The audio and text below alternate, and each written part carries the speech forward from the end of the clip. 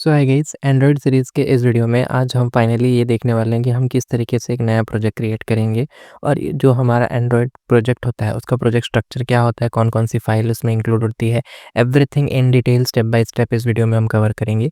So stay tuned and let's start. तो सबसे पहले आप जैसे अपना एंड्रॉयड स्टूडियो ओपन करेंगे सो आपको कुछ इस तरीके का इंटरफेस दिख रहा होगा with the listing of your projects and यहाँ पर आपको न्यू प्रोजेक्ट का ऑप्शन दिख रहा होगा। यहाँ क्योंकि मेरे इसमें फ्लटर इंस्टॉल्ड है इसलिए मुझे ये वाला टैब दिख रहा है न्यू फ्लटर प्रोजेक्ट, आपको नहीं दिख रहा होगा अगर आपने फ्लटर का प्लगइन नहीं ऐड किया है। Okay, so as of now हमारा उससे कुछ लेना देना नहीं है। सो आपको सिंपली न्यू प्रोजेक्ट पे क्लिक करना है।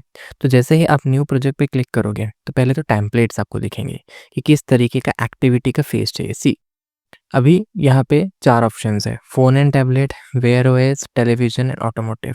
तो सी आजकल एंड्रॉयड जो है काफ़ी जगहों पे यूज़ हो रहा है, सिर्फ फ़ोन्स में नहीं यूज़ हो रहा है, फ़ोन और टैबलेट में ही नहीं बल्कि वेयर ओएस यानी आप जो वेयरेबल्स यूज़ करते हो जैसे आपका घड़ी हुआ या ये हुआ तो उन सब में यूज़ होता है, टीवीज़ में भी यूज़ होता है, ऑटोमोटिव्स में भी यूज़ होता है, राइट? तो हमें इन सब की एज़ ऑफ नाउ कंसर्न करने की ज़रूरत नहीं क्योंकि हम जो ऐप बनाने वाले हैं वो किसके लिए बनाने वाले हैं?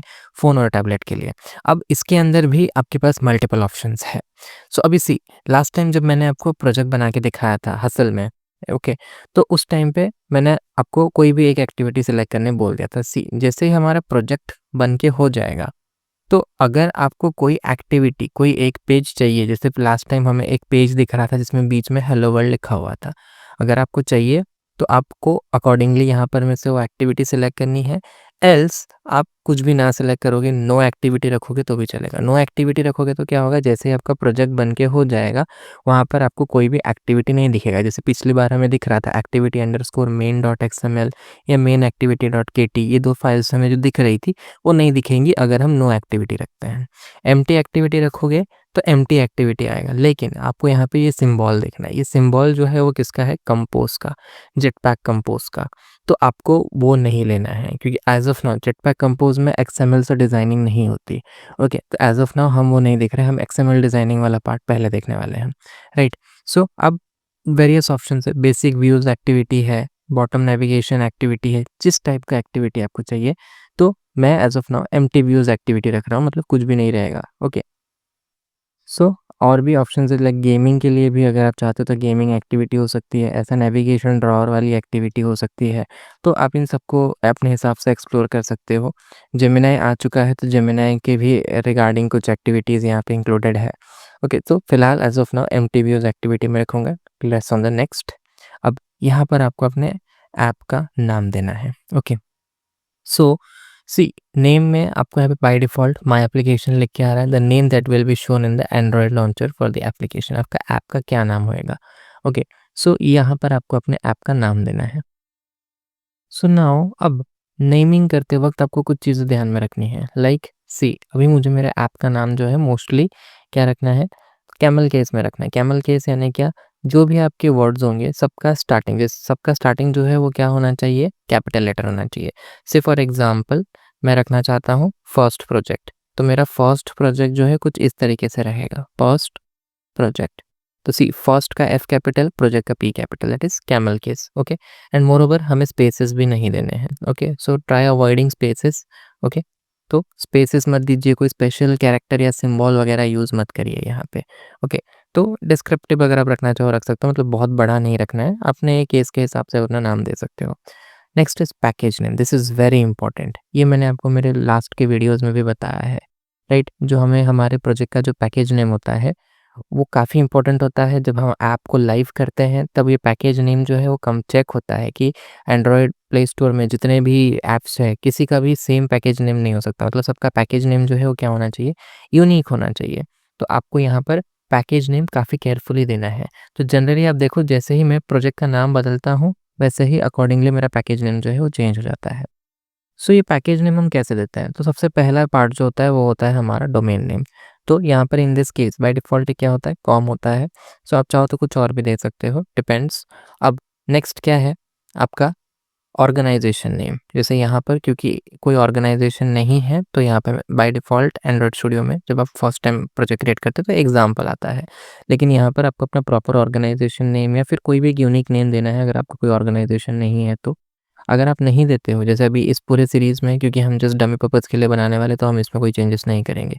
बट अगर आपको अपने ऐप को आगे जाके प्ले स्टोर या कहीं पे लाइव करना है, सो इट इज़ नीडेड कि आपका पैकेज नेम यूनिक हो, इसलिए जनरली यहाँ पर हम कुछ यूनिक सा नाम देते हैं, मोस्टली ऑर्गेनाइजेशन नेम या कुछ भी दूसरा यूनिक वर्ड दे सकते हो। And that at the end जो ये वाला पार्ट होता है, ये होता है आपका प्रोजेक्ट का नाम। ओके, तो जनरली हम यहाँ पे जो नाम देते हैं वही स्मॉलर केस में यहाँ आ जाता है। अगर हम यहाँ स्पेस देते हैं तो ये यहाँ पर जनरली अंडरस्कोर के साथ रिप्लेस हो जाता है एज़ ऑफ नाउ, क्योंकि मैं बाद में चेंज करूँ तो नहीं हो रहा है। So leave it at okay. So ये होता है आपका package name. Next is save location, आपका प्रोजेक्ट कहाँ सेव होने वाला है। ओके, सो यहाँ पर आप अपने हिसाब से पाथ सेट कर सकते हो। अगर आप नहीं चूज़ करते हो तो जो भी बाय डिफ़ॉल्ट दिखा रहा है वही रहेगा। लैंग्वेज, सी एंड्रॉयड प्रोजेक्ट 2 लैंग्वेजेस में बन सकते हैं, जावा एज़ वेल एज़ कॉटलिन। तो हम इस पूरे सीरीज़ में कॉटलिन में हमारा काम करने वाले, क्योंकि कॉटलिन जो है ज़्यादा प्रेफर्ड है। ओके, तो इसलिए हमारे यहाँ पे लैंग्वेज क्या रहेगा, कॉटलिन। अगर आप जावा यूज़ करना चाहते हो तो आप यहाँ से जावा सेलेक्ट कर सकते हो। Okay, so next is minimum SDK. तो मिनिमम एसडीके क्या बता रहा है कि आपका ये जो प्रोजेक्ट है उसका मिनिमम एसडीके क्या होने वाला है। तो by default it is API 24 nougat Android 7। तो इसका सीधा सा मतलब क्या हुआ कि आपका ये जो प्रोजेक्ट है, जब आप इसका बिल्ड बनाओगे तो ये उन्हीं डिवाइसेस में चलेगा जिनका एपीआई लेवल 24 या उससे ज़्यादा हो, या आप सिंपल टर्म्स में बोलो तो ऐसे फ़ोन्स में ये ऐप चलने वाला है जिसका एंड्रॉयड वर्जन 7 या उससे ज़्यादा हो। ओके, सो उससे कम वाले जैसे एंड्रॉयड 5 या एंड्रॉयड 6 में ये प्रोजेक्ट जो है या ये जो ऐप है ये नहीं चलेगा। इसका सीधा सा मतलब ये है। तो आप अपने हिसाब से इसको चेंज भी कर सकते हो। अगर आप चाहते हो कि लेटेस्ट में रखना है तो आप लेटेस्ट भी रख सकते हो, और अगर आप पुराना रखना चाहते हो तो आप वो भी कर सकते हो। बट आप एंड्रॉयड 1 या वो नहीं सिलेक्ट कर सकते हो क्योंकि वो काफ़ी पुराने हो चुके हैं। सो ऑब्वियस सी बात है, एक मिनिमम बार सेट है Android 6 API 16 that is Jelly Bean तक का। अब अगर आप कन्फ्यूज़्ड हो कि आपको कौन-सा डिवाइस चूज़ करना है, तो सी यहाँ पे ऑलरेडी लिख के आ रहा है। अगर आप एपीआई 24 यूज़ करते हो नॉगेट, तो ये मैक्सिमम कितने डिवाइसेस कवर कर रहा है, ऑलमोस्ट जितने भी डिवाइसेस हैं एंड्रॉयड के उसमें से 97.4% डिवाइसेस को वो कवर कर रहा है। ओके, सो आप यहाँ पर जाके चार्ट में देख भी सकते हो कि अगर आप कौन-सा एंड्रॉयड वर्ज़न चूज़ करोगे तो कितना-कितना परसेंटेज ऑफ डिवाइसेस को वो क्या करेगा, कवर करेगा। Okay, so depends on you, आप जो चाहो यहाँ से वो सिलेक्ट कर सकते हो। तो मैं अभी के लिए बाय डिफ़ॉल्ट जो है वो ही रख रहा हूँ। एंड वन मोर थिंग, सी ऐसा ज़्यादा मिनिमम में भी मत चले जाइएगा। लाइक एंड्रॉयड 7 आप चाहते हो कि अब मेरा डिवाइस जो है वो कंप्लीट सारे डिवाइसेस कवर करे, तो मतलब मेरा जो ऐप है सारे डिवाइसेस पे चले, इसलिए मैं क्या करूँगा एपीआई 16 रख दूँगा। तो क्योंकि यहाँ पे 100% डिवाइसेस आ रहा है। बट सी आप इसके चलते क्या हो जाएगा, आप आगे जाके जब कोई फंक्शनैलिटी लगाओगे, कोई एडवांस डिपेंडेंसी आप जब यूज़ करोगे, तो हो सकता है उसके अंदर ये चीज़ लिखी गई हो कि भैया ये जो डिपेंडेंसी है इसके चलने के लिए कम से कम एपीआई लेवल जो है वो इतना-इतना होना चाहिए। मिनिमम एसडीके 7 या 8 या 9 होना चाहिए। तो इन दैट केस आपको अगेन ये मिनिमम एसडीके का ये जो नंबर होगा ये बदलना पड़ेगा। Okay, so depends. सो इसलिए जो है आप मोस्टली वही रख दीजिए। ना आपको ज़्यादा नीचे जाना है, ना आपको ज़्यादा ऊपर जाना है, क्योंकि अगर आप बहुत हाई सेलेक्ट कर दोगे, एपीआई 17 सेलेक्ट कर दोगे, सॉरी एपीआई 35 सेलेक्ट कर दोगे, तो इन दैट केस आप देख सकते हो ये 1% से भी कम डिवाइसेस को कवर करा, मतलब आपके ऐप जो है वो काफ़ी डिवाइसेस में नहीं चलेगा। सो चूज़ अच्छे से सोच समझ के करिएगा डिपेंडिंग ऑन द यूसेज।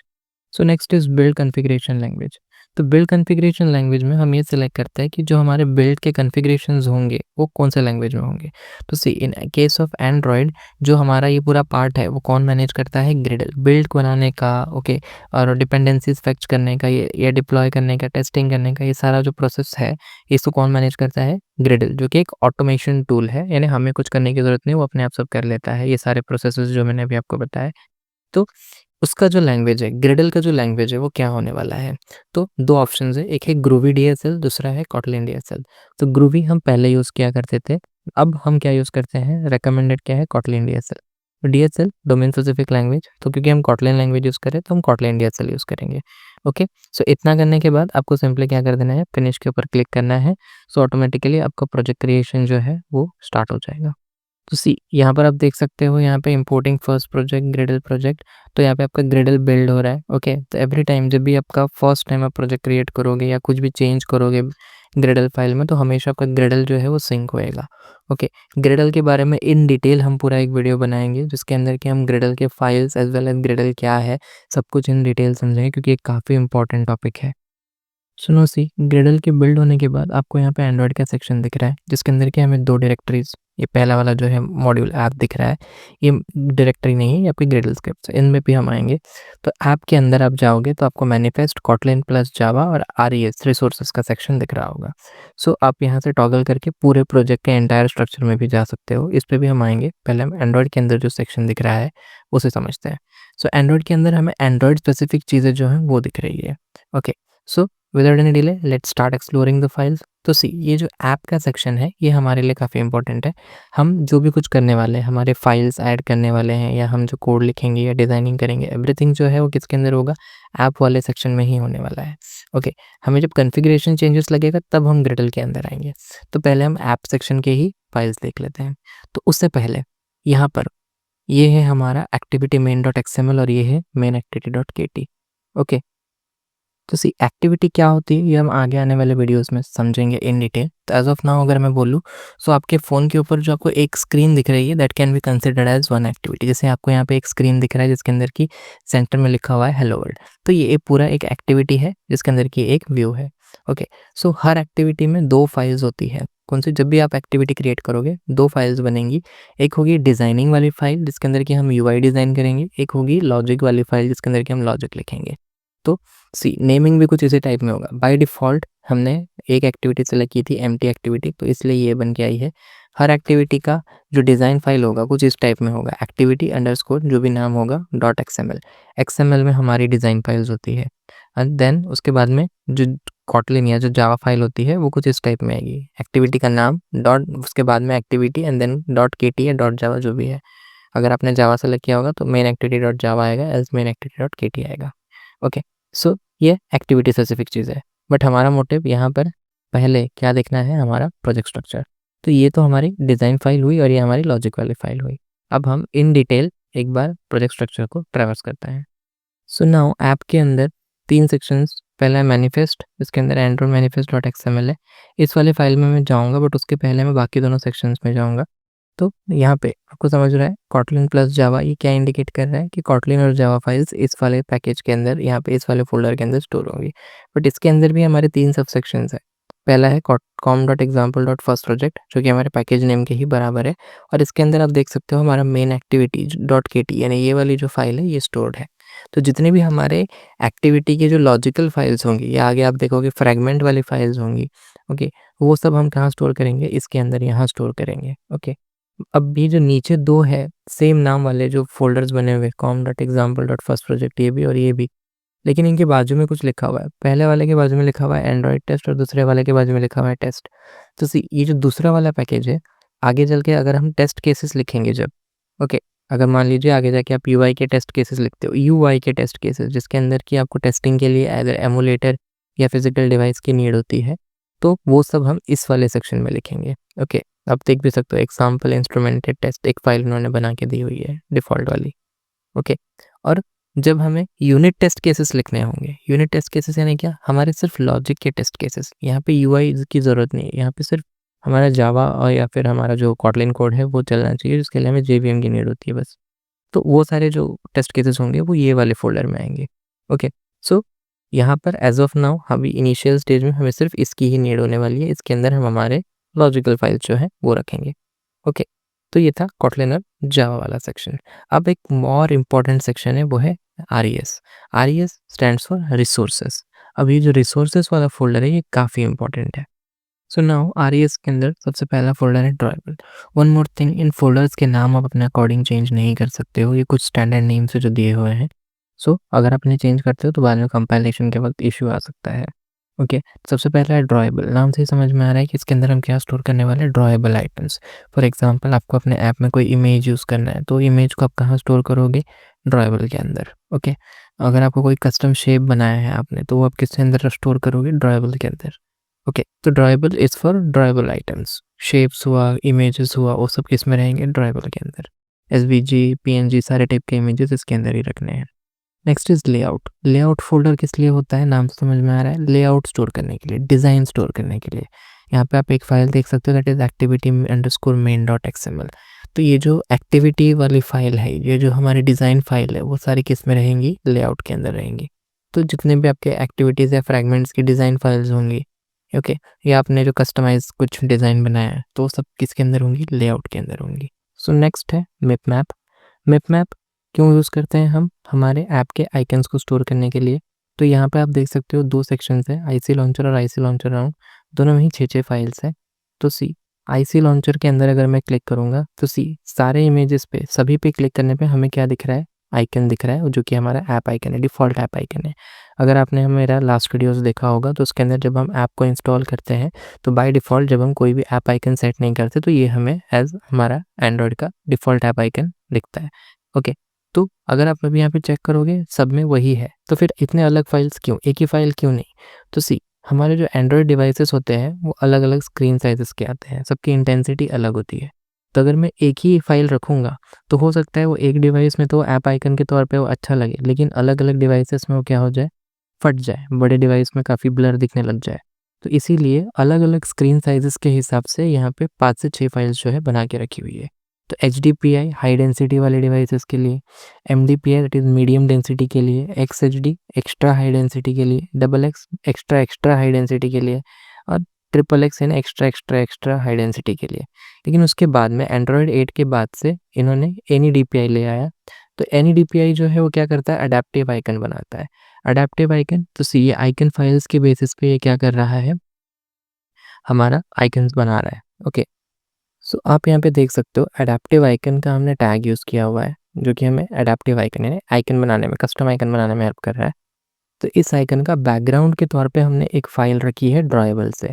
तो ड्रॉएबल मैंने अभी आपको बताया, ड्रॉएबल के अंदर 2 फाइल्स पड़ी हुई थी, बैकग्राउंड और फोरग्राउंड। तो वो किस लिए पड़ी हुई थी? इसी वजह से पड़ी हुई थी। तो यहाँ पर 1 मिनट में साइज़ को थोड़ा श्रिंक करता हूँ, ताकि आपको दिखे। तो यहाँ पे ऐसा लिखा हुआ है कि बैकग्राउंड के तौर पे ये जो हमारा अडैप्टिव आइकन होगा, इसके बैकग्राउंड के तौर पे हमें क्या लेना है? कौन से फ़ाइल को लेना है? कौन सा ड्रॉएबल फाइल लेना है? एंड्रॉयड ड्रॉएबल यानी कौन सा ड्रॉएबल लेना है, आपको वो बताना है। तो वो हम कहाँ बताएँगे? यहाँ पाथ में। तो हम बता रहे हैं कि ड्रॉएबल के अंदर से आईसी लॉन्चर बैकग्राउंड। ड्रॉएबल के अंदर आईसी लॉन्चर बैकग्राउंड क्या है? तो ये जो ग्रीन कलर वाला पोर्शन हमें दिखता है, वो है। अभी यहाँ पे लोड हो रहा है, this is that green colour वाला पोर्शन। ओके, तो ये है हमारा बैकग्राउंड। ओके, बैकग्राउंड वाली फाइल जो कि किधर है? ड्रॉएबल के अंदर है। Okay, in the same way foreground के तौर पे हमें कौन सा लेना है? आईसी लॉन्चर फोरग्राउंड वाली फाइल लेनी है, जो कि किसमें है? ड्रॉएबल में ही है। तो ड्रॉएबल में आईसी लॉन्चर फोरग्राउंड में अगर आप आओगे, तो जो एंड्रॉयड कैट है उसका इमेज है।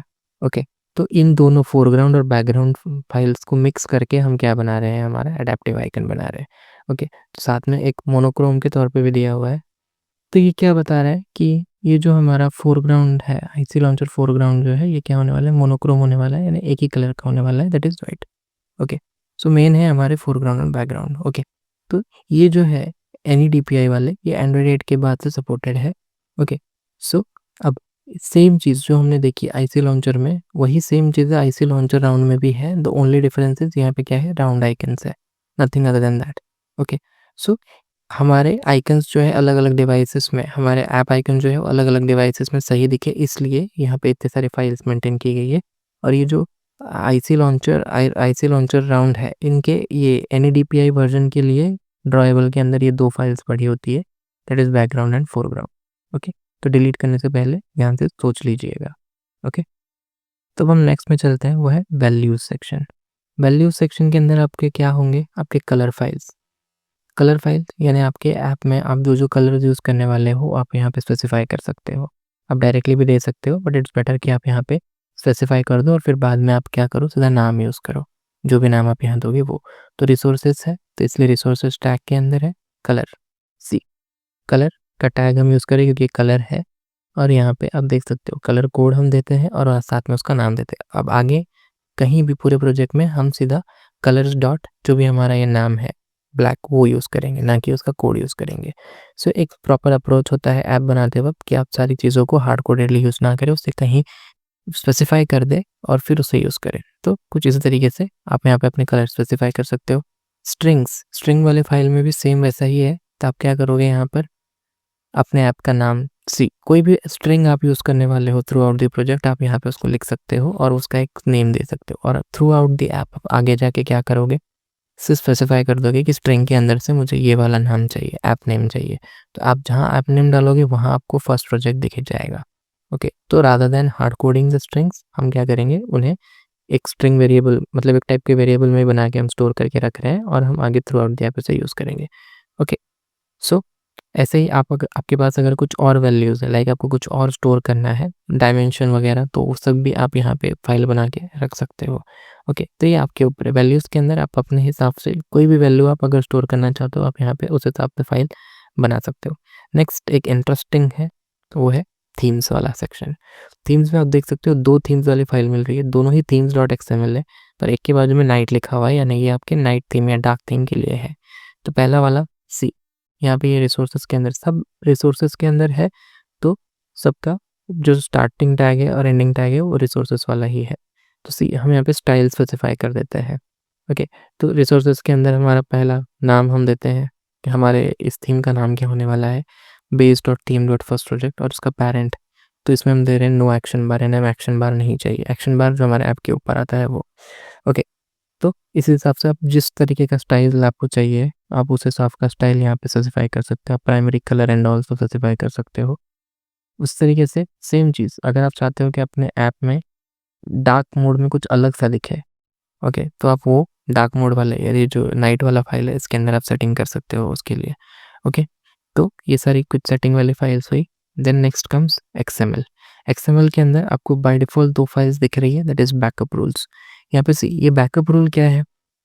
तो सी, अगर आप चाहते हो कि अपने ऐप का आप ऑटो बैकअप करो, यानी अगर आप चाहते हो कि थोड़े-थोड़े टाइम के बाद आपके ऐप का जो डेटा है वो कहीं स्टोर होता रहे, तो वो चीज़ को आप यहाँ से कंट्रोल कर सकते हो। तो आप क्या कर सकते हो, यहाँ पे जिन फाइल्स का आप चाहते हो कि बैकअप हो, उन फाइल्स को आप इंक्लूड के सेक्शन में रख सकते हो, और जो फाइल्स आप नहीं चाहते हो कि जिनका बैकअप ना हो, उन्हें आप एक्सक्लूड के सेक्शन में रख सकते हो। तो ये कोड जो है एज़ ऑफ नाउ कमेंटेड है, अगर मैं अनकमेंट करके लिखूँगा तो ये चीज़ हो जाएगी। ओके, तो यहाँ पर जैसे ये वाले पार्ट को मैं हटा दूँ और ये वाले पार्ट को मैं हटा, ओके, तो अब आप देखोगे डोमेन है एक, डोमेन क्या बताता है कि कौन सा टाइप की फाइल होगी आपकी, शेयर्ड प्रेफरेंस होगी या फाइल होगी, किस टाइप की फाइल होगी, और पाथ में आपको उस फाइल का पाथ देना है। अगर वो इंक्लूड में है तो उसका बैकअप होता रहेगा, अगर एक्सक्लूड में है तो उसका बैकअप नहीं होगा। ओके, तो ये चीज़ हम यहाँ पर बैकअप रूल्स में स्पेसिफाई कर सकते हैं। Next is data extraction rule. तो डेटा एक्सट्रैक्शन रूल के हेल्प से हम क्या कर सकते हैं, हम बता सकते हैं कि कौन-सा डेटा जो है एक्सेसिबल होगा, कौन-सा डेटा एक्सेसिबल नहीं होगा। से फॉर एग्ज़ाम्पल यहाँ पर भी वही फंडा है, यहाँ पे आपको इंक्लूड एक्सक्लूड के अंदर ही चीज़ें डालनी है। तो नाउ सी, यह ये क्यों इतना इम्पोर्टेंट हो जाता है, तो सी, कभी मान लीजिए कि बाद में जाके किसी डेवलपर ने आपके ऐप को डीबग में कनेक्ट किया और लॉग्स पढ़ना शुरू किया, तो उसको कई सेंसिटिव इन्फॉर्मेशन की जानकारी मिल सकती है। तो इसीलिए अगर आपको कोई चीज़ सामने वाले से हाइड करना है, तो आप उसे एक्सक्लूड सेक्शन में रख सकते हो। जैसे फॉर एग्ज़ाम्पल यूज़र के कुछ क्रेडेंशियल हुए या पेमेंट डिटेल्स हुए, उन्हें आप एक्सक्लूड के सेक्शन में रख सकते हो, ताकि वो डीबगिंग के वक़्त या किसी क्रैश रिपोर्ट में वो चीज़ें जो है वो ना आ जाए। ओके, क्योंकि ये सेंसिटिव इन्फॉर्मेशन है, ये हम ईज़िली सामने वाले को एक्सपोज़ नहीं करते हैं, और जिन्हें आप इंक्लूड में रखोगे वो चीज़ें जो है वो सामने वाले को डीबगिंग के तौर पे या क्रैश रिपोर्ट में दिखेंगी। क्रैश रिपोर्ट क्या है? मान लीजिए कि आपका ऐप जो है कहीं क्रैश हो रहा है, तो ऑब्वियस सी बात है, आजकल हमारे पास कई ऐसे टूल्स हैं जो कि क्या करती है, क्रैश का सारा डिटेल्स जो है वो स्टोर करती है इन सम रिमोट होस्ट, जैसे कि फायरबेस का क्रैश एनालिटिक्स हुआ, सेंट्री हुआ। तो इन जगहों में आप कुछ इन्फॉर्मेशंस रिवील नहीं करना चाहते हो, तो उनको आप डेटा एक्सट्रैक्शन रूल में एक्सक्लूड में रख सकते हो। जिन्हें आप एक्सक्लूड में रखोगे वो रिवील नहीं होंगे। ओके, सो अब हम मैनिफेस्ट में चलते हैं। सो एंड्रॉयड मैनिफेस्ट नाम से ही समझ में आ रहा है, मैनिफेस्ट यानी हम क्या कर रहे हैं, बता रहे हैं हमारे ऐप के बारे में। तो ये फाइल काफ़ी इंपॉर्टेंट होने वाली है, इसके अंदर हम कई चीज़ें स्पेसिफाई करने वाले हैं। तो सी, आगे चल के अगर आप अपने ऐप में कोई स्पेशल चीज़ यूज़ करोगे, जैसे फॉर एग्जांपल आपको इंटरनेट यूज़ करना है, तो आपको उसका परमिशन, आप किसी आपको अपने फाइल स्टोरेज में कोई फाइल को स्टोर करना है, राइट करना है, नया फाइल बनाना है, तो जो भी चीज़ों की परमिशंस वगैरह होंगी, तो वो सब हमें कहाँ लिखना है, मैनिफेस्ट के अंदर ही लिखना है। बहुत ही सिंपल सा इसका सिंटैक्स है, यूज़र्स परमिशन,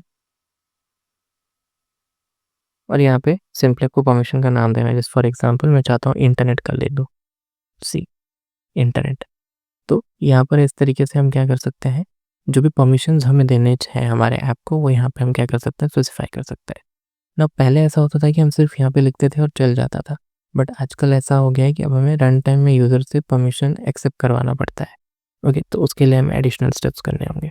तो फिलहाल के लिए आप इतना याद रखिए, मैनिफेस्ट काफ़ी इंपॉर्टेंट है। इसके अंदर हमें परमिशंस का जो लाइन है वो लिखना पड़ता है, एज़ वेल एज़ यहाँ पे हमारे एप्लीकेशन टैग है। एप्लीकेशन टैग आपका पूरे ऐप को रिप्रेजेंट कर रहा है। आपके ऐप रिलेटेड जितनी प्रॉपर्टीज़ है वो सब हम यहाँ पे स्पेसिफाई करते हैं। जैसे फॉर एग्जांपल आपका ऐप का बैकअप होना है या नहीं होना है। अलाउ बैकअप, क्या इसका बैकअप करना है? Yes, true. Data extraction rules, कहाँ डेटा एक्सट्रैक्शन रूल्स है? एक्सएमएल के डेटा एक्सट्रैक्शन रूल्स में।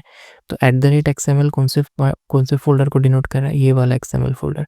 और इसके अंदर जो डेटा एक्सट्रैक्शन रूल है, बिल्कुल वही डेटा एक्सट्रैक्शन रूल जो है वो किसको अप्लाई हो जाएंगी? एप्लीकेशन को, यानी आपका ऐप का डेटा एक्सट्रैक्शन रूल वो फाइल से रीड होगा। In same way full backup content, backup के रूल्स जो है वो कहाँ से जाएंगी? बैकअप वाली फाइल से, बैकअप रूल वाली फाइल से। आइकन, आपके ऐप का आइकन क्या होने वाला है? आपका ऐप का आइकन कहाँ से डिसाइड होएगा? आईसी लॉन्चर, जो कि मिपमैप के अंदर है। लेबल, लेबल यानी आपका ऐप का नाम क्या होएगा? और स्ट्रिंग के अंदर जो ऐप नेम है क्या है? वो फर्स्ट प्रोजेक्ट जो अभी हमें दिख रहा था वही क्या होगा? आपके ऐप का लेबल होगा। आपके ऐप आइकन के नीचे लिख के आएगा जो नाम वो। राउंड आइकन क्या है आपके ऐप का? जो कि मिपमैप के अंदर आईसी लॉन्चर राउंड है वो। तो ये सारी चीज़ें हम क्या कर रहे हैं? एप्लीकेशन के अंदर स्पेसिफाई कर रहे हैं। आपके ऐप का थीम क्या होने वाला है? जो कि आपके स्टाइल के theme dot first project, theme dot first project अगर आपको याद होगा तो हमारे थीम का नाम है। सी, ये वाला जो हमारा थीम है, थीम डॉट फर्स्ट प्रोजेक्ट, ये क्या होगा? हमारे ऐप का थीम होने वाला है। Okay, now target API. Target API यानी कौन से टारगेट तक, कौन से एपीआई लेवल तक आपका ऐप टारगेटेड है? 31 तक। Okay, so now one thing that I left is support RTL. तो सपोर्ट आरटीएल क्या होता है? तो RTL stands for right to left. कुछ ऐसी लैंग्वेजेस होती है जो राइट टू लेफ्ट होती है, जैसे अरेबिक हुआ, उर्दू हुआ। ओके, तो बाय डिफ़ॉल्ट जो हमारे लैंग्वेजेस होते हैं वो लेफ्ट टू राइट होते हैं, बट ये जो कुछ लैंग्वेजेस है ये क्या होती है? राइट टू लेफ्ट भी होती है। तो क्या आपका ऐप उसको सपोर्ट कर रहा है? मिररिंग सपोर्ट कर रहा है क्या? यानी अगर कोई यूज़र वैसा लैंग्वेज सेलेक्ट करेगा तो आपका ऐप के जो डेटा है वो उस हिसाब से एडजस्ट हो जाएंगे, राइट टू लेफ्ट हो जाएंगे। तो by default it is true, अगर आप चाहो तो इसे फॉल्स भी कर सकते हो। ओके, नेक्स्ट इज़ ये एक्टिविटी टैग। आप एप्लीकेशन के अंदर देखोगे तो आपको ऐसे कई टैग्स मिलेंगे। तो whenever we create an activity, fragment, service, broadcast receiver, कुछ भी हम बनाएं वो बाय डिफ़ॉल्ट हमारे एप्लीकेशन टैग के अंदर लिस्ट आउट होती है। हमारे ऐप के अंदर जितनी भी एक्टिविटीज़ होंगी, सर्विसेज होंगी, ब्रॉडकास्ट रिसीवर्स होंगी या कुछ भी होंगी, उन सबको हमें एप्लीकेशन टैग के अंदर डालना ही डालना है। बाय डिफ़ॉल्ट अगर आप एक्टिविटी प्रॉपर वे से क्रिएट करते हो तो वो यहाँ पे लिस्ट आउट हो जाती है। ओके, तो एक्टिविटी जो टैग होती है वो क्या इंडिकेट करती है? कि एक एक्टिविटी इंडिकेट करती है। जैसे अभी एज ऑफ नाउ हमारे प्रोजेक्ट में एक ही एक्टिविटी है, दैट इज़ मेन एक्टिविटी। तो उसके नाम पे लिख के आ रहा है डॉट मेन एक्टिविटी। ओके, और एक्सपोर्टेड क्या है? ट्रू है। एक्सपोर्टेड ट्रू यानी क्या? सी, एक्सपोर्टेड जब भी किसी का ट्रू होता है इसका मतलब वो वाली एक्टिविटी किसी दूसरे ऐप से एक्सेसिबल होती है। और ये जनरली एक्सपोर्टेड ट्रू कब होता है? जब आपके ऐप के अंदर कोई भी एक इंटेंट फ़िल्टर हो। अगर इंटेंट फ़िल्टर है तो by default exported is true. अगर इंटेंट फ़िल्टर नहीं है तो default exported is false. Exported true है यानी कोई दूसरा ऐप आपकी इस एक्टिविटी को एक्सेस कर सकता है, और एक्सपोर्टेड अगर फॉल्स है तो आपका कोई भी दूसरा ऐप आपके इस एक्टिविटी को एक्सेस नहीं कर सकता। Activity as I said is just a screen. Okay, तो अगर आपके एक्टिविटी में आप कोई सेंसिटिव इन्फॉर्मेशन दिखाने वाले हो तो उसका एक्सपोर्टेड आप हमेशा क्या रखना? फॉल्स। नाउ इंटेंट फ़िल्टर क्या है ये हम आगे इन डिटेल पूरा एक वीडियो कवर करके देखेंगे। एज़ ऑफ नाउ हम ये देखते हैं कि ये वाला इंटेंट फ़िल्टर क्या है। तो आप देख सकते हो यहाँ पे एक इंटेंट फ़िल्टर लगा हुआ है, ओपनिंग टैग है इंटेंट फ़िल्टर का और यहाँ पे क्लोजिंग टैग है। इसके अंदर एक्शन और कैटेगरी स्पेसिफाई की गई है यहाँ पे। एक्शन क्या है? आप एक्शन ध्यान से पढ़ो तो it's like Android dot intent dot action dot main. ये बता रहा है क्या? कि ये जो एक्टिविटी है ये मेन एक्टिविटी है, और इसका कैटेगरी क्या है? Android dot intent dot category dot launcher. तो ये कैटेगरी जिस भी एक्टिविटी में स्पेसिफाइड होगी इसका मतलब वो एक्टिविटी आपकी लॉन्चर एक्टिविटी है, यानी जब भी आप ऐप ओपन करोगे तो सबसे पहला यही एक्टिविटी ओपन होगा। तो ये वाला इंटेंट फ़िल्टर जिस भी एक्टिविटी में लगी होगी वो एक्टिविटी बाय डिफ़ॉल्ट आपके ऐप ओपन होते हुए ही खुलेगी। एज़ ऑफ नाउ हमारे ऐप में सिर्फ एक ही activity that is main activity, तो उसके ऊपर ही ये वाली इंटेंट फ़िल्टर लगी हुई है। तो जब भी हम ऐप ओपन करते हैं तो आप देख सकते हो मेन एक्टिविटी का यूआई हमें दिखता है। एक्टिविटी अंडरस्कोर मेन में जो लिखा हुआ है हेलो वर्ल्ड ये हमें दिखता है। क्यों? क्योंकि ये वाली एक्टिविटी खुलती है, और वो वाली एक्टिविटी क्यों खुलती है? क्योंकि ये जो लॉन्चर वाला पार्ट है, ये जो लॉन्चर वाला इंटेंट फ़िल्टर है, ये उसके अंदर लिखा हुआ है।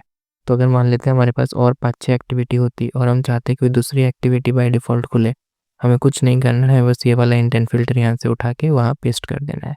तो ये इंटेंट फ़िल्टर बेसिकली क्या बता रहा है कि ये जो एक्टिविटी है, ये आपकी मेन एक्टिविटी है और ये लॉन्चर है, यानी जब भी आप ऐप ओपन करोगे, तो ये वाली एक्टिविटी सबसे पहले खुलेगी। ओके? तो इसी के साथ हमने हमारे ऐप मॉड्यूल को ख़त्म कर दिया है। ऐप मॉड्यूल के सारे फ़ाइल स्ट्रक्चर को हमने समझ लिया है। तो ऐप मॉड्यूल के अंदर आपके ओरिजिनल ऐप के रिगार्डिंग जो भी कॉन्फ़िगरेशंस है या जो भी फ़ाइल्स है वो सब होता है। तो ये एक ही मॉड्यूल है हमारे प्रोजेक्ट का। इसके अलावा भी हमारे पास और मॉड्यूल्स हो सकते हैं। लाइक ऐसी नीड आ सकती है कि आपको किसी और जगह आपने कुछ कोड किया हो और वो फ़ंक्शनैलिटी आपको अपने प्रोजेक्ट में यूज़ करनी हो, तो आप उसको एज़ मॉड्यूल यहाँ पे इम्पोर्ट करवा सकते हो। तो वो भी बिल्कुल ऐप मॉड्यूल के ही तरफ फ़ोल्डर स्ट्रक्चर जो है वो दूसरे मॉड्यूल में हो सकता है। Okay, if it is an Android project. Okay, so अब हम नेक्स्ट में सेक्शन में चलते हैं जो कि है ग्रिडल स्क्रिप्ट्स। तो ग्रिडल क्या है? मैंने ऑलरेडी बोला है, वो एक बिल्ड ऑटोमेशन टूल है। बिल्ड ऑटोमेशन टूल मतलब जो कि आपके प्रोसेसेस को ऑटोमेट कर देगा, बिल्ड बनाने के प्रोसेसेस को। जैसे फॉर एग्जांपल आप एपीके बनाना चाहते हो, everything will be handled by ग्रिडल। ग्रिडल अपने आप चलेगा। वो जो भी डिपेंडेंसीज है, अगर उनमें से कुछ फाइल्स नहीं है तो वो ऑटोमेटिकली उससे उनके रिमोट लोकेशन इंटरनेट से फेच कर लेगा। ओके, टेस्ट केसेस रन कर लेगा, एपीके कंप्लीटली बना देगा। तो ये ग्रिडल का काम है। ओके, तो ग्रिडल के ऊपर एक डिटेल वीडियो हम अगले आने वाले वीडियो में देखेंगे, लेकिन एज़ ऑफ नाउ एक शॉर्ट ओवरव्यू दे देता हूँ मैं। तो हर मॉड्यूल का अपना एक ग्रिडल फ़ाइल होता है। तो जैसे आप यहाँ पे देख सकते हो 2 ग्रिडल फ़ाइल्स है as of now.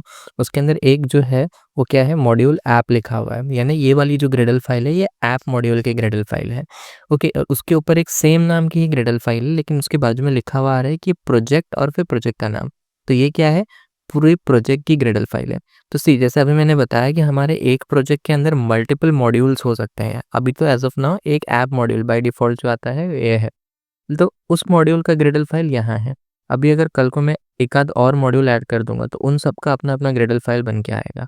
Okay? Then ये जो फ़ाइल है, ये पहली वाली जो ग्रिडल फ़ाइल है, ये एक ही रहेगी पूरे प्रोजेक्ट के लिए, क्योंकि ये प्रोजेक्ट लेवल ग्रिडल फ़ाइल है। तो पूरे प्रोजेक्ट के ऊपर अगर हमें कुछ सेटिंग वगैरह लगानी है, तो वो हम क्या करेंगे, हमारे प्रोजेक्ट लेवल ग्रिडल फ़ाइल में लगाएँगे। लेकिन अगर सिर्फ़ एक मॉड्यूल की कुछ सेटिंग में हमें चेंज करनी है, ओके, तो अभी सेटिंग में चेंज करनी है तो हम ग्रिडल फ़ाइल में क्यों करेंगे? क्योंकि ग्रिडल फ़ाइल ही है जो हमारा पूरे प्रोसेस सँभालने वाला है। तो जो भी सेटिंग्स हमें चेंज करनी है, वो हम कहाँ करेंगे? ग्रिडल फ़ाइल के अंदर। तो पूरे मॉड्यूल में अगर हमें कुछ चेंज करना है तो हम कहाँ लिखेंगे? मॉड्यूल वाले ग्रिडल फ़ाइल में। इनके अलावा एक और ग्रिडल फ़ाइल है, दैट इज़ settings.gradle। तो अभी ये पहले नहीं हुआ करता था, पहले इनिशियल लेवल्स पे सिर्फ़ 2 ही ग्रिडल फ़ाइल हुआ करती थी। बट ऐज़ ऑफ नाउ ग्रिडल में भी 3 फाइल्स आ चुकी है, एक प्रोजेक्ट लेवल, एक मॉड्यूल लेवल और तीसरा है सेटिंग लेवल। सेटिंग लेवल में क्या होता है? सी आपके पूरे प्रोजेक्ट का नाम क्या होने वाला है, कौन से मॉड्यूल को इंक्लूड करना है, कौन से मॉड्यूल को नहीं इंक्लूड करना है। फिर यहाँ हमने ओवरऑल ही बता दिया रिपॉज़िटरीज़, यानी कहाँ से आपको अपने डिपेंडेंसीज़ फेच करनी है। तो ये सारी चीज़ें हम किस में लिखते हैं? सेटिंग वाली में। देन प्रोजेक्ट लेवल कुछ चेंजेस होती है, पूरे प्रोजेक्ट के ऊपर जो चीज़ें मुझे लगानी है, ओके, जैसे मैं यहाँ पे लिख रहा हूँ कि ये वाले प्लगइन, ये वाला जो अलायस है, इसको अप्लाई फ़ॉल्स कर दो। तो बेसिकली हम क्या कह रहे हैं कि ये जो भी प्लगइन है, ओके, इस प्लगइन को प्रोजेक्ट लेवल पे मत अप्लाई करो। हम बस बता रहे हैं कि हम ये प्लगइन यूज़ करने वाले हैं, बट प्रोजेक्ट लेवल पे इसे मत अप्लाई करो। आप देखोगे ये सेम प्लगइन्स को ही हम ऐप मॉड्यूल में इंक्लूड करते हैं यहाँ पर, ओके, और यहाँ हम अप्लाई फॉल्स नहीं करते हैं। ओके, क्यों? क्योंकि यहाँ पर हमें इसकी नीड है, पर पूरे प्रोजेक्ट में हमें इसकी नीड नहीं है। ओके, तो ये एक चीज़ हुआ। अब ये प्लगइन्स के नाम क्या है? इस तरीके से तो लिखे हुए हैं, बट इनके ओरिजिनल नेम्स क्या है? तो आप इस पे कंट्रोल क्लिक या अगर आप मैक यूज़र हो तो कमांड क्लिक करोगे, सो आपको एक नए फाइल में लेके जाएँगे, दैट इज़ द libs.versions.toml। सो ये जो .toml है, इसका फुल फॉर्म क्या है? Tom's obvious minimal language. Okay, so ये एक ऐसा टाइप का डेटा सीरियलाइज़ेशन लैंग्वेज है जिसके अंदर कि हम जो चीज़ें हैं उन्हें काफ़ी ईज़ीएस्ट वे में लिखते हैं ताकि ईज़िली रीड आउट हो जाए। तो देखते हैं हमने यहाँ पे क्या-क्या लिखा हुआ है। पहले तो वर्जन्स है, वर्जन्स के अंदर आप जो भी प्लगइन्स या लाइब्रेरीज़ यूज़ करने वाले हो, उनके वर्जन्स यहाँ पे स्पेसिफाइड है, okay, with some variable. Then libraries का सेक्शन है जिसके अंदर कि हम हमारे सारे लाइब्रेरीज़ को लिखने वाले हैं। जो भी लाइब्रेरीज़ हम हमारे प्रोजेक्ट में यूज़ करेंगे उन सभी को हमने यहाँ पे स्पेसिफाई किया है। देन हमने प्लगइन्स है, प्लगइन्स के अंदर सारे प्लगइन्स के नाम हमने लिखे हुए हैं। लिखा कैसे है? तो सबसे पहले अब मैंने यहाँ पे क्या दिया हुआ है, उनका ग्रुप दिया हुआ है। जैसे कोई एक डिपेंडेंसी है, उसका नाम है Android x dot core dot और फिर कोलन देके कोर KTX। तो बेसिकली ये उसका क्या होता है, ग्रुप होता है। तो ये इतने को हमने ग्रुप में रखा। देन उस डिपेंडेंसी का जो नाम है हमने उसको नेम में दिया, और उसका जो वर्जन है वो हमने वर्जन रेफ से लिया। अब यहाँ कोर KTX लिखा है, तो यहाँ कोर KTX में वर्जन में क्या दिया हुआ है, 1.15.0। तो वो वाला वर्जन जो है वो अप्लाई हो जाएगा। और ये पूरा पार्ट हमने किसको असाइन किया हुआ है, एक वेरिएबल टाइप, इसको हम बोलते हैं अलायस। ओके, तो अगर आप देखोगे, अगर मुझे अभी किसी भी ग्रेडल फाइल के अंदर इसको रेफ़र करना होगा, तो मैं क्या करूँगा, सिर्फ अलायस लिख के उसके अंदर ये वाला नाम दे दूँगा, तो ये ऑटोमेटिकली इसको क्या कर लेगा, रीड कर लेगा। तो कुछ इसी फॉर्मेट से हमने दोनों ग्रेडल फाइल्स में, जितने भी ग्रेडल फाइल्स हैं, उन सभी में हमने लाइब्रेरीज़ और प्लगइन्स को कुछ इसी तरीके से रीड किया हुआ है। हमने मीन्स एंड्रॉइड स्टूडियो ने। ओके, सो अब सेटिंग्स डॉट ग्रेडल फाइल देख लिया हमने कि किस तरह से सेटिंग होती है। प्रोजेक्ट लेवल ग्रेडल फाइल में मैंने बता दिया कि हम क्या कर रहे हैं, बेसिकली पूरे प्रोजेक्ट के ऊपर कुछ कॉन्फ़िगरेशन लगाना है, तो हम यहाँ से लगा रहे हैं। यहाँ पर भी हम एक बार बता देता हूँ, एलियास के अंदर हमने पूरा इस तरह से नाम दिया हुआ है, libs dot plugins dot Android dot application. So control click करोगे अगर आप, तो आप ऑटोमेटिकली कहाँ पहुँच जाओगे, ये एंड्रॉयड एप्लीकेशन के अंदर। ये है आपका मेन एलियास। ओके, सो कुछ इसी फॉर्मेट में वही हुआ है। तो लिव्स यानी जो हमारा फाइल है ये वाला, उसको रेफ़र करें लिव्स डॉट प्लगइन्स। तो अगर आप देखोगे प्लगइन्स का सेक्शन यानी ये वाले सेक्शन में, और उसके अंदर क्या है, एंड्रॉयड एप्लीकेशन। तो इस तरीके से वो क्या कर रहा है, रीड कर रहा है। ओके, सो हमने हमारा प्रोजेक्ट लेवल ग्रेडल फाइल बता दिया। ऐप लेवल ग्रेडल फाइल में ऑब्वियस सी चीज़ें हैं, वही सारी चीज़ें सेटिंग्स एंड ऑल लिखी होती है, तो हमने प्लगइन यहाँ पे भी लिखा हुआ है। और एंड्रॉयड रिलेटेड कुछ चीज़ें देख, name space, target SDK, compile SDK, mean SDK, ये सारी चीज़ें जो है वो लिखी हुई है, वर्जन्स लिखा हुआ है। एंड यहाँ पे एट द एंड आप देखोगे तो यहाँ पे हमारी ऐप लेवल डिपेंडेंसीज़ लिखी हुई है। ओके, तो यहाँ पे हमने वो लाइब्रेरीज़ लिखे हुए हैं जो हमें नीडेड है। अभी आप आगे जाके और नए-नए फंक्शनैलिटीज़ लगाओगे, तो ऑब्वियस सी बात है, आप कोई थर्ड पार्टी पैकेज पे डिपेंडेंट होगे, तो उनको ऐड आप कैसे करोगे? तो ऐसे इम्प्लीमेंटेशन डाल के और उसके बाद में आप उस पूरे पैकेज का नाम दे दोगे। आप चाहो तो यहाँ पे आप पूरा नाम दे सकते हो, एल्स आप क्या कर सकते हो, वो जो TOML फाइल है उसके अंदर स्पेसिफाई कर सकते हो, एंड देन यहाँ से उसको रीड कर सकते हो। ओके, तो दोनों वे में आप जैसे भी आप करना चाहो आप वैसे कर सकते हो। ओके, सो अब हम नेक्स्ट चीज़ जो देख लेते हैं वो है लोकल डॉट प्रॉपर्टीज़। तो यहाँ पे कुछ भी नहीं है, यहाँ पे बस आपका एंड्रॉयड SDK का जो पाथ है, कहाँ पे वो स्टोर्ड है, वो यहाँ पे दिया हुआ है। अगर आप चेंज करते हो तो आप यहाँ से चेंज करना ज़रूरी है। नाउ अब प्रोगार्ड फाइल्स के बारे में समझते हैं कि प्रोगार्ड फाइल्स क्या होती है। नाउ प्रोगार्ड क्या होता है?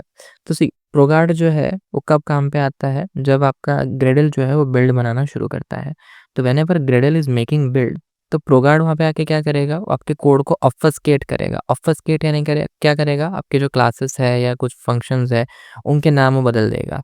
उनके कुछ रैंडम नेम्स दे देगा ताकि कोई उन्हें आइडेंटिफ़ाई ना कर पाए। ऐसा वो क्यों करता है? ताकि रिवर्स इंजीनियरिंग ना हो सके। रिवर्स इंजीनियरिंग क्या होती है? तो पहले ऐसा होता था जब प्रोगार्ड नहीं था तब, वो क्या होता था, तो लोगों के पास अगर एपीके मिल गया उन्हें किसी ऐप का, तो वो क्या करते थे, एपीके के थ्रू फाइल्स को एक्सेस कर लेते थे, पता लगा लेते थे कि क्या-क्या कोड्स हैं। तो प्रोगार्ड ये प्रोसेस को डिफ़िकल्ट बना देता है। प्रोगार्ड क्या कर देता है, उन सारी चीज़ों को एक तरह से मॉडिफ़ाई कर देता है। ओके, आपके कोड को साथ में वो क्या कर देता है, श्रिंक कर देता है। ओके, अननेसेसरी चीज़ों को हटा देता है, रिडंडेंट चीज़ों को हटा देता है, कोड को इनलाइन बना देता है, जो चीज़ें शॉर्ट में हो सकती है उन्हें शॉर्ट में बना देता है।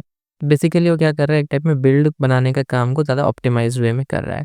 ना ऐसे करते-करते हो सकता है वो आपकी कुछ अर्जेंट चीज़ें, जो कुछ ज़रूरी चीज़ें जो आपको ऐसी ही चाहिए, उन्हें वो क्या कर दे, मॉडिफ़ाई कर दे।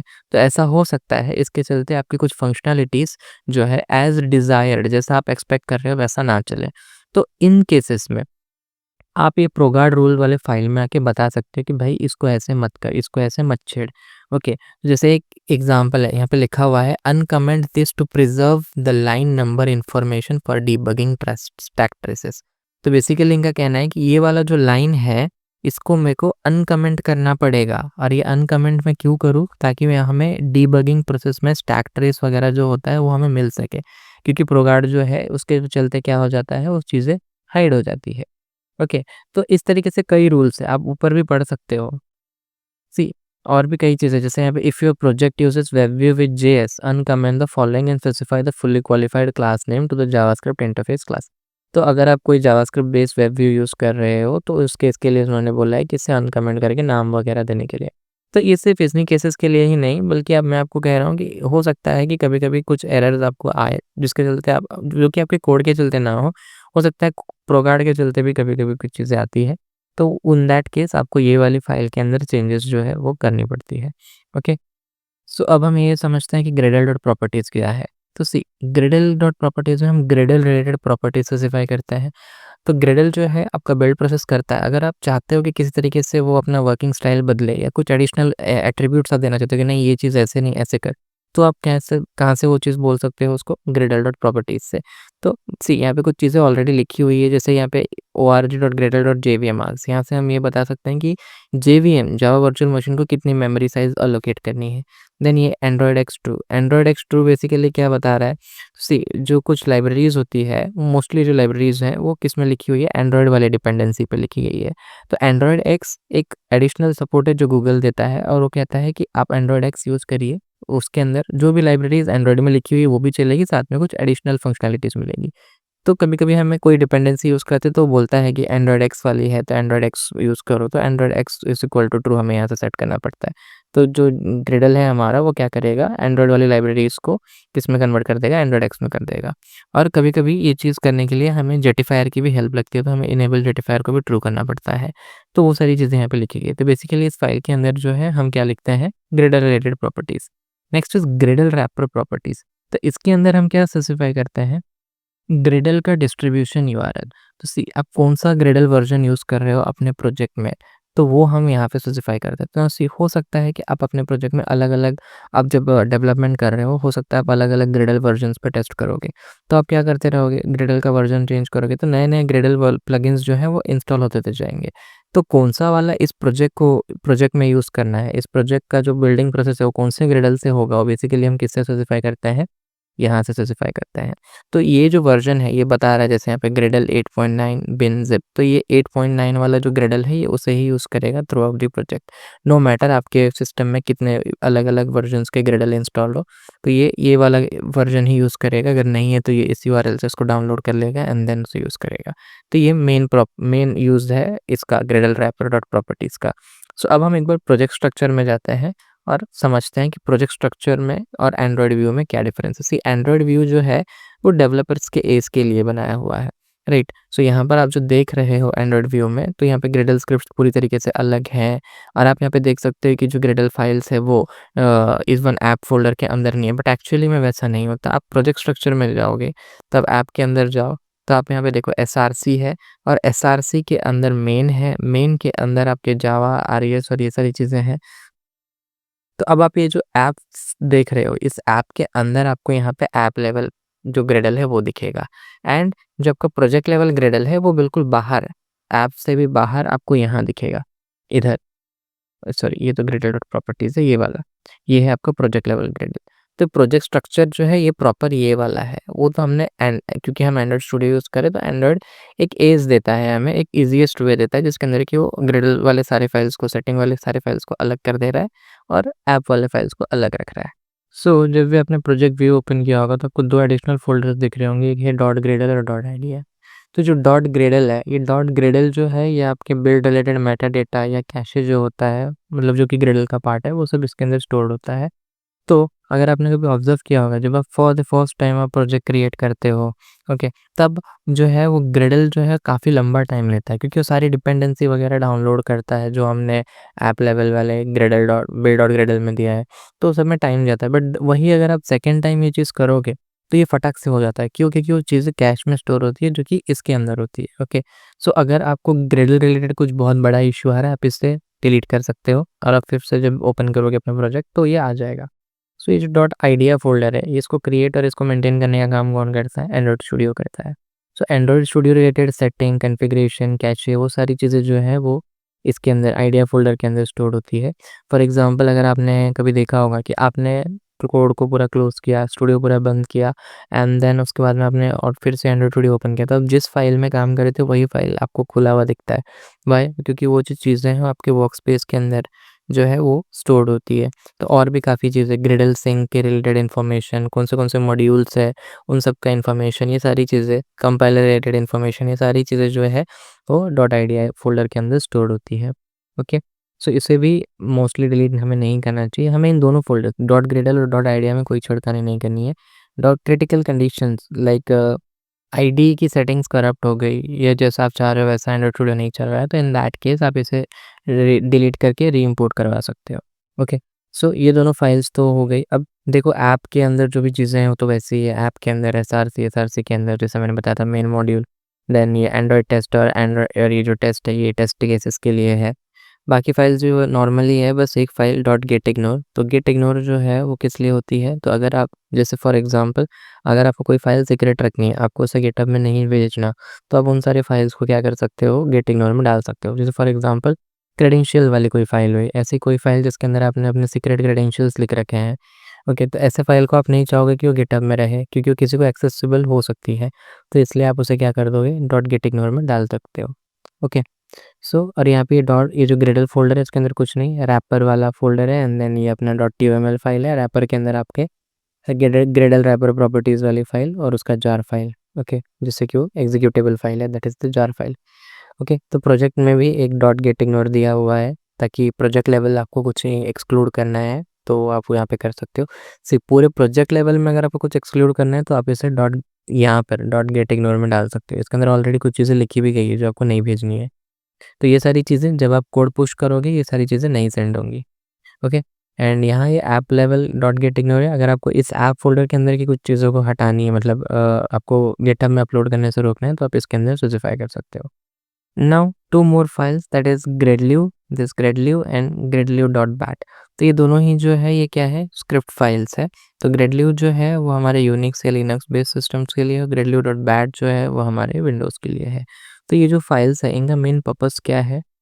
इनका काम है ग्रेडल रिलेटेड टास्क एग्जीक्यूट करना। जैसे हम चाहें तो हम कमांड टर्मिनल में कमांड दे सकते हैं ग्रेडल्यू बिल्ड, तो ये क्या करेगा ग्रेडल को बिल्ड करेगा। Okay, in case of Windows हम gradlew.bat बिल्ड ऐसा दे सकते हैं। ओके, तो ये ग्रेडल रिलेटेड टास्क के लिए है एंड मोरओवर ये भी क्या करेगा ग्रेडल रैपर में जाके पहले चेक करेगा जो हमने ग्रेडल रैपर यहाँ पे देखी प्रॉपर्टीज़, और ये वाला जो हमारा ग्रेडल वाला है यूआरएल ये देखेगा कि एग्जिस्ट करता है कि नहीं करता। एग्जिस्ट करता है तो उसके हेल्प से सारे कमांड्स एग्जीक्यूट करेगा, एल्स ये इसको पहले डाउनलोड करेगा एंड देन इसे एग्जीक्यूट करेगा।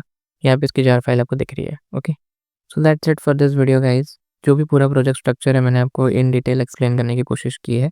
अगर आपको कुछ भी और डाउट है तो हमें कमेंट सेक्शन में पूछ सकते हैं। ग्रेडल के ऊपर हम एक और वीडियो कवर करेंगे जिसके अंदर की ऐप लेवल ग्रेडल फाइल और project level Gradle file as well as setting वाली ग्रेडल फाइल तीनों किस तरीके से काम करता है मैं इन डिटेल समझाने की कोशिश करूँगा आने वाले वीडियो में। Please like share and subscribe as much as you can. Thank you.